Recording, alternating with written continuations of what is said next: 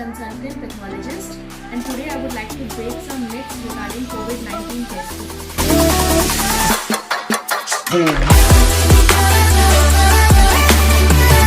First and the most common myth surrounding this is that anyone can get tested.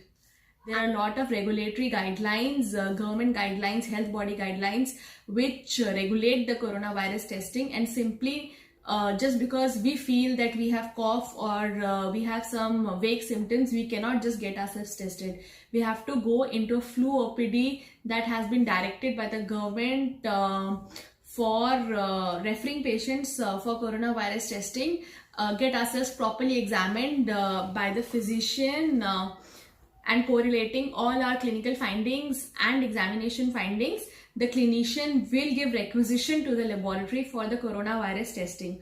Only then can we get ourselves tested. So it is not as simple as simply walk into a lab and get yourselves tested as a simple blood test.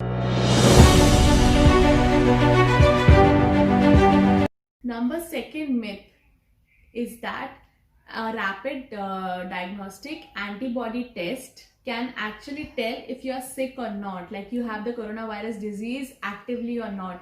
This is a myth. This is false, because a rapid diagnostic antibody test cannot for sure tell if you have current infection and if you are infectious for others. It can just tell whether at some point of time you have been exposed or infected by coronavirus. So this is basically not a diagnostic test. This is not a gold standard, and this is only meant for mass screening purposes. Like supposing you take an example of a school. So if you have 100 children studying in a school, if you do this antibody test for all the 100 kids, and out of that 80 of them come positive and 20 come negative, that means that 80% of the kids has been exposed to coronavirus. So this is basically only for population surveillance and mass screening. It is not meant for diagnosis of coronavirus infection.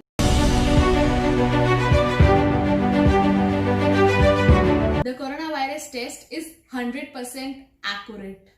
This can never be true. This is a myth. It is false. No diagnostic test can be 100% accurate, because the basic way the test is designed, it cannot ensure 100% accuracy, because it depends on many variables. There are pre-analytical variables wherein the variables are not dependent on your performance of the pathologist or performance of a technologist or of the machine. These are variables which are related to sample collection, like the viral load inside a patient, if it has been secreted in enough quantities in the swab which has been collected. Also the technique of sample collection, also the way the sample has been preserved while transporting to the laboratory. So all these variables of sample collection ensure that it can never be 100% accurate. There will always be false negatives associated with the test. Also, no test is 100% sensitive also. Although for reverse transcriptase PCR technology with which coronavirus has been tested is fairly accurate, it has a very high sensitivity of more than 99%.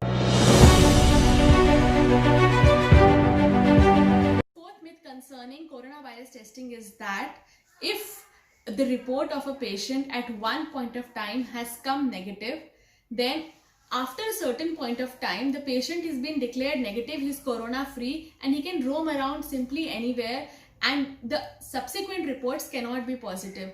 This is a false claim. This is a myth. And we need to understand that if at any one point of time the patient has been tested negative, after a few days, obviously the patient can get seropositive. He can acquire the infection from somewhere and get seropositive, or the previous infection only takes time to manifest. Simply when you have been in touch with the patient of corona, in simply a few hours or a few days, or sometimes it takes even more than 10 days to actually for the presence of enough viral load to be tested in RT-PCR. So a previous negative report cannot ensure that subsequent reports cannot be positive. Also, as in my previous, I have already discussed about the various false negatives that can also happen.